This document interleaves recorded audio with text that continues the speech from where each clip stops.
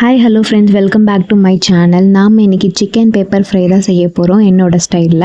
ரொம்ப சிம்பிளான ரெசிபி, ரொம்ப லெஸ் இன்க்ரீடியன்ஸ் வச்சு தான் நம்ம பண்ண போகிறோம். ஸோ வாங்க எப்படி செய்யலாங்கிறத பார்க்கலாம்.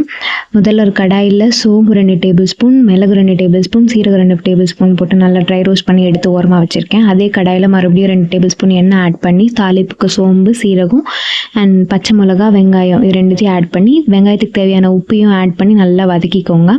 வெங்காயம் நல்லா பிங்கிஷாக வர வரைக்கும் நல்லா வதக்கினதுக்கப்புறம் இஞ்சி பூண்டு தட்டி வச்சுருக்கேன், தட்டி வச்சு சேர்த்துக்கோங்க. பேஸ்ட்டாக வேண்டாம், தட்டி சேர்த்திங்கனாவே அதுக்கு டிஃப்ரெண்ட்டான ஒரு டேஸ்ட் இருக்குது. ஸோ அது நல்லா வதங்கி வந்ததுக்கப்புறமா ஆல்ரெடி சிக்கனை மஞ்சத்தூள் போட்டு க்ளீன் பண்ணி வச்சுருக்கேன்.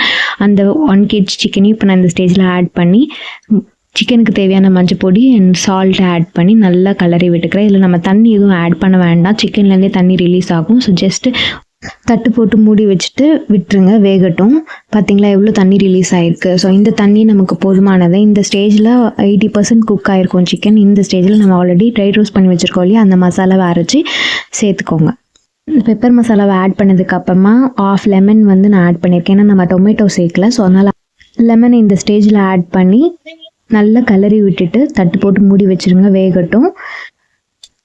சிக்கன் எடுத்திங்கன்னா இந்த மாதிரி ஒரு வாட்டி கண்டிப்பாக ட்ரை பண்ணி பாருங்கள். ஒயிட் ரைஸ் கூட, ரசம் சாதம் கூட சூப்பரான காம்பினேஷன். கண்டிப்பாக ட்ரை பண்ணி பார்த்துட்டு கமெண்ட்ஸில் ஷேர் பண்ணுங்கள். அண்ட் நம்ம சேனல் இதை ஃபஸ்ட் டைம் பார்க்குறீங்கன்னா ப்ளீஸ் சப்ஸ்கிரைப் பண்ணி சப்போர்ட் பண்ணுங்கள். இந்த ரெசிபி உங்களுக்கு பிடிச்சிருந்தா ஒரு லைக்கும் கொடுத்துக்கோங்க. அண்ட் அவ்வளோதான், நம்மளோட சிக்கன் ரெடி ஆகிடுச்சு. எனக்கு கொஞ்சம் கிரேவியாக வேணும் ரைஸில் பரட்டி சாப்பிட, அதனால் இந்த ஸ்டேஜில் ஆஃப் பண்ணிக்கிறேன். உங்களுக்கு இன்னும் ட்ரையாக வேணும்னா இன்னும் கொஞ்சம் நேரம் விட்டு எடுத்திங்கன்னா இன்னும் ட்ரை ரோஸ்ட்டாக கிடைக்கும்.